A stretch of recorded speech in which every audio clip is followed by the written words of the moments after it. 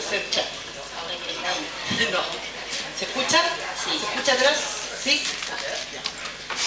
Bueno, buenos días a todos y todas. Básicamente, ¿desde dónde voy a hablar del derecho? ¿Sí? Más cerca. Ahí. Ahí sí, ya. Yo hago historia del derecho y por lo tanto este tema me interesa mucho desde una mirada histórica, ¿ya? Que ya de otra manera algunas cosas han adelantado la prueba presentación, incluso Alberto, pero bueno, espero hacer un aporte en ese sentido, ¿ya? Lo primero es que sí, la respuesta a la pregunta inicial, si estamos en una crisis de legitimidad, sí, claramente, y yo creo que es de institucionalidad, y básicamente lo que está en crisis es el modelo de salida de la dictadura. Aquí no hubo un proceso de recambio, hubo un proceso de continuidad. Es más, estoy convencida que todas las reformas que se colocaron, que se hicieron a la institucionalidad, fueron para poder darle una mejor salida y condiciones de existencia al modelo instaurado durante la dictadura. Yo, por ejemplo, que me dedico a los temas del género, efectivamente hubo cambios que fueron modernizantes, si ustedes quieren, desde cierto punto de vista, la condición de la igualdad de las mujeres, reformas constitucionales, hubo avances en el sistema de igualdad respecto a los hijos, pero estos temas eran los enclaves autoritarios y conservadores que hacían inviable la circulación más fluida de un sistema que requería eliminar las trabas conservadoras y autoritarias que quedaron más espurias, más complejas del modelo de la dictadura. Y entonces la democracia no ha significado, más allá del esquema más formal del voto, el cambio que implicó no fue realmente al tema sustancial, sino que fue incluso más para poder asegurar la viabilidad y el funcionamiento en mejores condiciones del sistema. Y con lo cual es muy complejo, porque con lo cual la democracia se hizo, no solo mantuvo un modelo, sino que además se hizo cómplice en mejorar ese modelo, y ha sido los 20, 25 años de la concertación que ha estado prácticamente en aquello. Y las reformas que sigue haciendo y que están planteándose hoy día y que se están haciendo hoy día, sigue siendo en ese mismo modelo y esquema. Ahora, este modelo se empieza a instaurar desde el mismo 73. ¿Ya? O sea, aquí no es la Constitución del 80, es anterior. Si ustedes miran lo que fueron las actas constitucionales, no sé, los que somos más antiguos las recuerden, las actas constitucionales ya es el inicio de la llamada Comisión Althusser, pero es donde se empieza a configurar un modelo que es el que se decanta posteriormente en la Constitución del 80, pero que tiene no solo un modelo desde la constitucionalidad misma, sino también del desarrollo de toda una institucionalidad, como fue, por ejemplo, toda la reforma al sistema de descentralización, que es exactamente el mismo que tenemos hoy día. Que inicialmente, yo recuerdo hace muchos años, cuando yo aún alcancé a trabajar en dictadura, y trabajábamos en los sectores del poder local, yo trabajaba en los temas de género ya, teníamos toda una mirada crítica a lo que significaba el modelo de centralización que llegó a la democracia y ni tocamos. Y eso fue hecho ni más ni menos que en 74. Un poquito después en realidad. Pero todo el modelo de institucionalización, por ejemplo, Hacienda, el Ministerio de Hacienda, todo el sistema de presupuesto del Ministerio de Hacienda, funciona con un decreto supremo dictado y elaborado en el año 1974. Es decir, hay una institucionalidad que se empieza a moldear el mismo 73, que va en un proceso de articulación y construcción en la línea que se llama Alberto en este diseño, que yo creo que uno de los grandes ideólogos de ese diseño efectivamente es Guzmán, que logra sintetizar además en ese modelo un conjunto de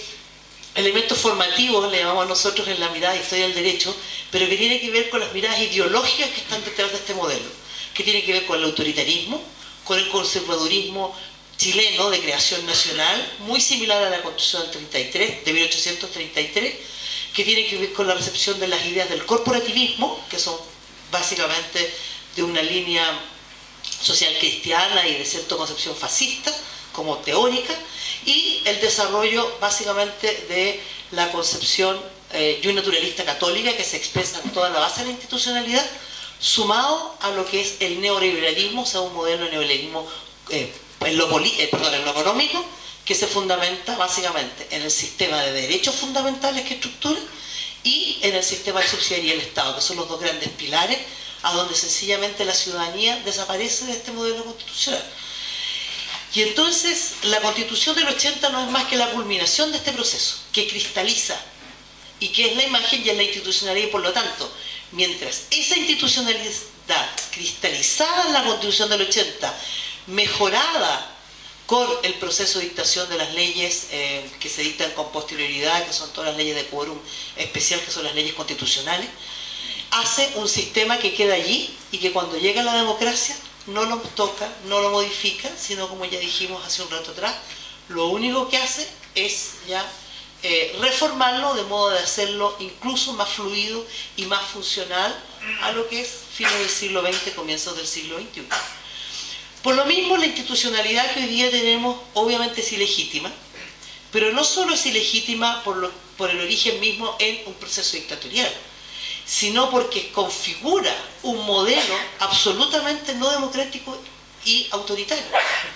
Es autoritario, es conservador, es exactamente igual, ya lo decía tanto la presentadora como el propio Alberto, el modelo de la Constitución del 33. Y en eso es cierto, no salimos del modelo portaliano en un sentido de buscar en un marco formal, liberal, constitucional, desde la teoría constitucionalista, y por eso es que tenemos constitución, pero es formal, pero su contenido es absolutamente ajeno a lo que significa el constitucionalismo, por lo mismo no es democrática, y entonces por lo mismo no puede regir y regular una institucionalidad pretendidamente democrática como la que tenemos hoy día. Es como una contradicción vital, es imposible que exista, y eso es lo más increíble en el modelo de lo que fue la conducción del proceso de salida de la dictadura, que se siguió y se avaló y se mantuvo una institucionalidad que no es que no obedece al constitucionalismo y que no es democrática. Y por eso es que hoy día este sistema de parches que se ha ido haciendo, por mucho que le hayan quitado las llamadas instituciones autoritarias a la Constitución, en la eliminación de los senadores designados, en la eliminación del Consejo de Seguridad y otras cosas que se fue modificando, se le sacó efectivamente parte de lo que era la doctrina de seguridad, recuerdan ustedes la doctrina de seguridad nacional, ya que es un prisma, pero todavía incluso eso está, porque está en la base, el modelo es la antítesis de lo que son los procesos constitucionalistas y democráticos. Y por lo tanto, y aquí un poco la segunda pregunta que nos hacían, ¿cómo creemos que debe salir del sistema? Obviamente, necesariamente requerimos una asamblea, una nueva constitución y una asamblea constituyente. Pero no es una nueva constitución en sí. Lo que requerimos no es nuevamente la forma, no es la constitución por la constitución. Incluso en eso recojo lo que dice Alberto, no es la asamblea constituyente incluso en sí, sino requerimos un debate que implica una construcción desde la sociedad, desde la soberanía, que es el viejo concepto ilustrado, racionalista, la idea del pueblo soberano. Y desde ese punto de vista es ciudadanía. Y es fundamental que el proceso de articulación sea desde la ciudadanía, que es una ciudadanía que ejerce soberanía, y en ese sentido es política. Y por lo tanto tenemos un proyecto de sociedad que discutimos, y que articulamos sobre la base de una asamblea constituyente y establecemos qué es la sociedad que queremos, qué quiere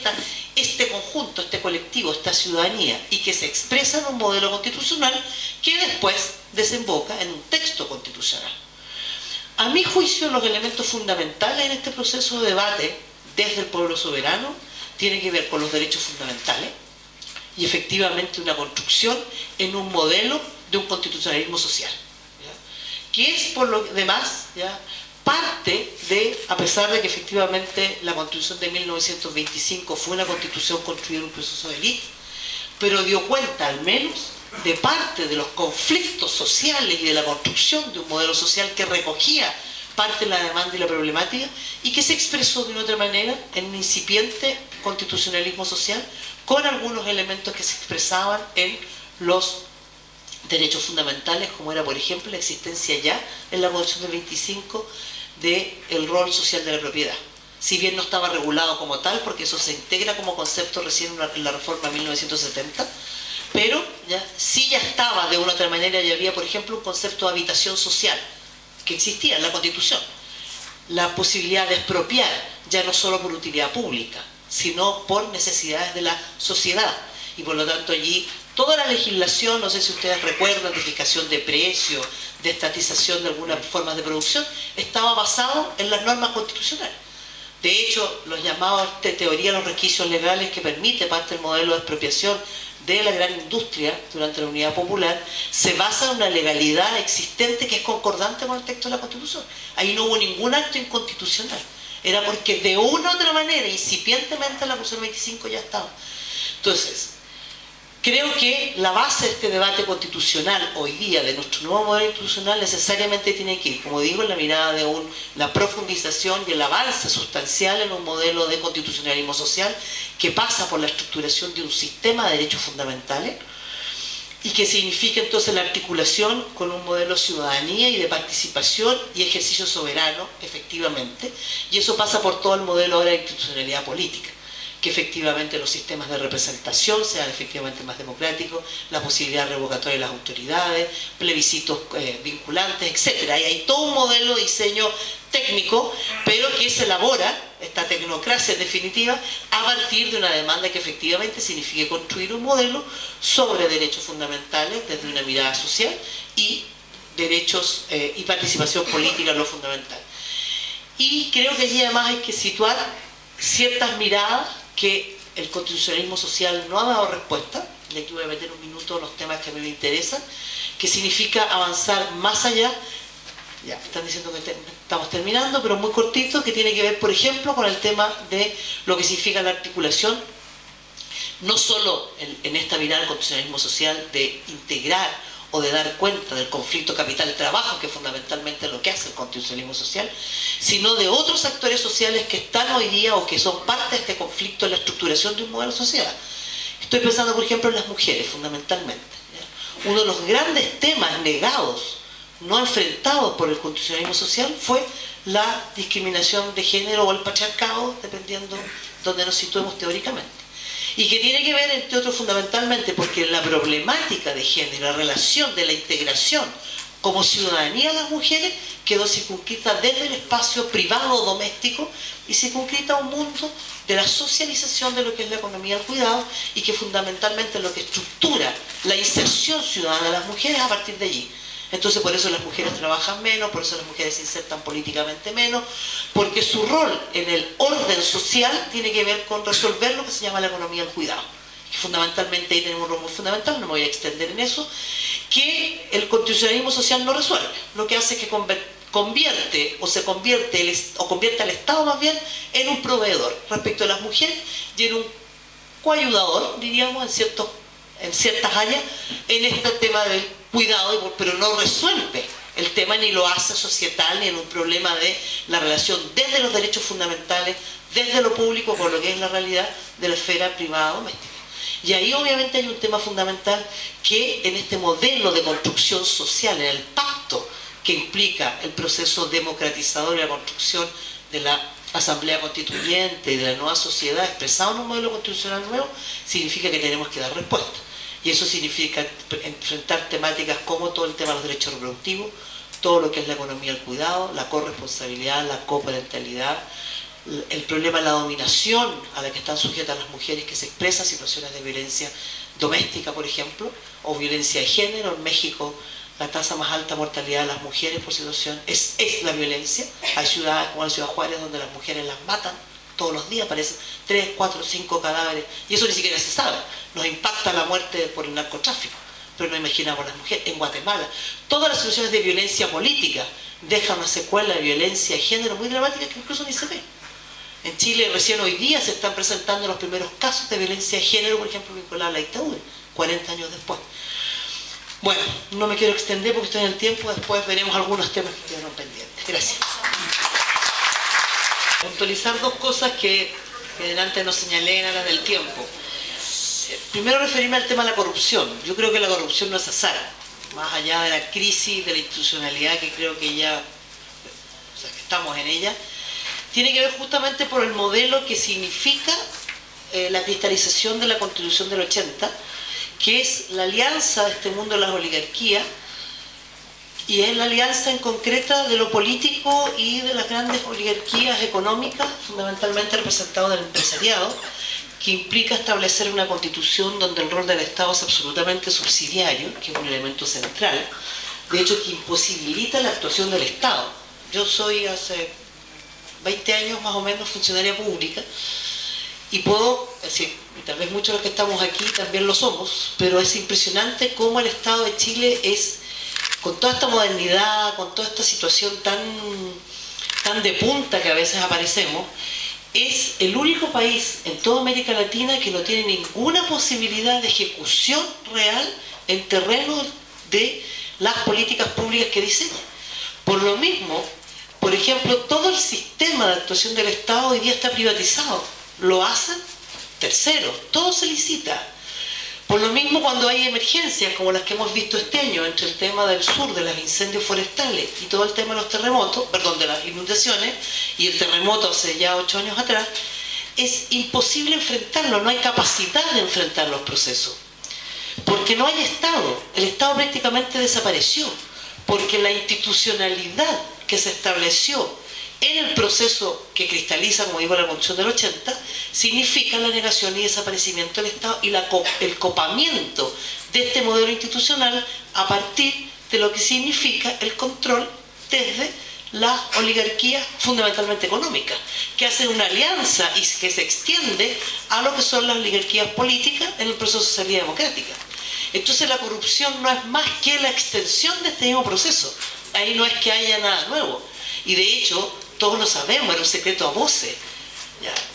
Lo que hoy día Soquimich devela no es más que la instalación del modelo para asegurar la mantención de Soquimich, entre otros, del arriendo. Recuerden ustedes que Soquimich vive, no es dueña, ni siquiera tiene un derecho de minero como tiene, por ejemplo, no sé, La Escondida, el PH Billington, o Endesa con los derechos de agua. Aquí hay un arriendo del Estado, arriendo que se renovó durante el primer gobierno democrático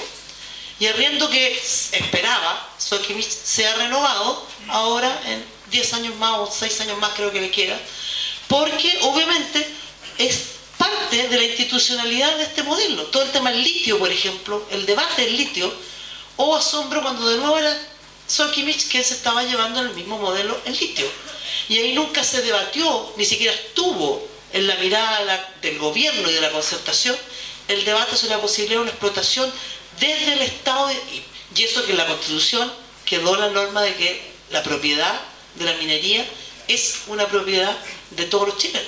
que ese es un resabio histórico que sacaron del derecho indiano, que es una curiosidad propia de Guzmán. Bueno, dicho esto sobre la corrupción, lo otro que yo quería agregar que no señalé delante, que me parece central, a propósito de las miradas del futuro, ¿ya? Yo tengo una mirada más pesimista. Yo creo que efectivamente hoy día esta crisis de la institucionalidad, creo que el sistema tiene todavía capacidad de recuperarse. ¿Ya? Yo en eso sigo, digamos, estas miradas de la microfísica al poder, creo que hay capacidad de rearticulación. En eso sigo más en la primera línea que tú apuntas. Sí creo que la crisis es fuerte, pero yo creo que van a botar lastre y van a ver cómo reacomodan el modelo. Y ahí viene la capacidad nuevamente de instalación ciudadana, que a pesar de lo exitoso que es la convocatoria hoy día, creo que todavía la articulación de esta ciudadanía con capacidad de construcción estamos bastante al debe, y ahí viene el gran esfuerzo de la mirada y de toda la articulación de los movimientos sociales que me parecen fundamentales. Ahora, hay símbolos positivos en esta mirada, sí. Creo que la marcha del día jueves yo marché todo el año 11, en cada una. Esta no pude ir toda la marcha porque ahora trabajo jornada completa, pero fui un ratito y de verdad era tan grande como las más grandes del año 11. Pero no solo era eso, no solo era la marcha, el número, porque eso también es forma, es el contenido que hoy día, yo hago clases hace muchos años en la Universidad de Chile, en la Facultad de Derecho, hoy día, incluso en el debate de los alumnos, por primera vez empieza a uno a escuchar los estudiantes y procesos de movilización por el otro día, dan cuenta de justamente un tema ciudadanía. La Asamblea Constituyente, por ejemplo, si ustedes miran los petitorios de los estudiantes, nunca ha estado. Sí está el derecho a la educación, sí está un conjunto de derechos, pero la idea de la ciudadanía siendo actor y constructor en un proceso de la nueva institucionalidad y que se expresa en la Asamblea Constituyente, eso no es parte del debate de las demandas. Yo hoy día, por lo menos me pareció que en la marcha sí estaba, esta idea de la corrupción, pero no la corrupción de la crítica por la corrupción, sino que no sea un modelo, una institucionalidad corrupta la que nos regule nuestro derecho y por lo tanto toda la nueva institucionalidad tiene que salir en un debate nuevo, distinto, construido desde la propia pueblo soberano y de la propia construcción de derechos. Y eso es un modelo que es nuevo y eso sí creo que allí hay una situación que es valorable, a pesar de que yo creo que todavía el sistema tiene capacidad de reconstituirse y habrá que ver cómo nos vamos caminando y creo que sí, nosotros hay que empujar y experiencias como estas son fundamentales en la idea de la creación de ciudadanía, el concepto de ciudadanía. Ahí hay procesos fundamentales como el Podemos en España, Syriza en Grecia, pero eso no es casualidad. O un proceso de fondos conocidos por nosotros en Escocia, por ejemplo, es cierto que se expresó en un partido nacionalista, pero hay todo un mundo de ciudadanía de izquierda y ciudadanía, incluso sindical, que es muy importante que estuvo en el proceso del debate sobre la construcción de la autonomía escocesa frente al dominio inglés, digamos, la dominación del Reino Unido. Entonces allí creo que hay temas que hay que trabajar en esa línea. Y por último, un tema que no lo mencioné delante, a propósito de ciertas miradas que el debate de la institucionalidad nueva tiene que tener, así como apunté el tema de género, que obviamente es absolutamente novedosa a cualquier debate del Estado social, que solo se quedaba fundamentalmente en el conflicto capital-trabajo y ciudadanía política, en una mirada más tradicional. Junto con el tema de las mujeres hay otro tema que es central, que es el tema indígena o pueblos originarios, ¿ya? Que realmente es un debate que el Estado de Chile no ha dado, está ausente, es inexistente, ¿ya? Sí, claro, el mundo que venimos de la izquierda ha sido un tema de preocupación, pero no desde lo que implica el debate sobre la construcción del Estado y los pueblos originarios, que ahí hay un tema muy central que tiene que ver con autonomía, con construcción de Estado, con modelos de desarrollo económico, con qué va a pasar efectivamente con construcción de soberanía desde los pueblos originarios. Y aquí nos pone un tema que es nuevo, porque tiene que ver con que los pueblos originarios construyen desde un aporte de concepción de pueblo, que obviamente no tiene que ver con la construcción democrática en la que estamos debatiendo habitualmente. Entonces allí hay un tema mucho más de fondo que obviamente hay que abrir los espacios para ese debate, porque ese es un conflicto, no solo es un conflicto social, es un conflicto que apela a la construcción del Estado propiamente tal. Eso no más. Gracias.